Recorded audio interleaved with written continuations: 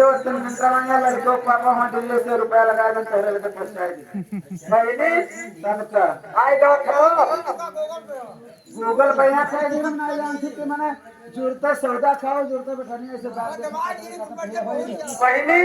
4 बजे सुने कैसे हो दवाई दी तब मैंने अम्मा इससे जाना थी बहनी हाँ बहनी हो तो मैंने ये गाँव में देना निकाल देना ले लेकिन ना तो दिन हाँ बहनी वही सकिया बहनी आज बहुत थकी रहे तो हम यहीं हाँ बहनी वही सकिया लगी रहा बहनी वही एक ले रहा गान नहीं रहा हम जब तक नहीं यार ये लड़कों के पापा पाने लड़के के नौ छावर में 51 रुपया पुरस्कार कर रहे हैं मतलब सुहार चले जैसे ओ या नबीना बड़ा फूल फूल मेहरा साली पे सारी पैर हो बहने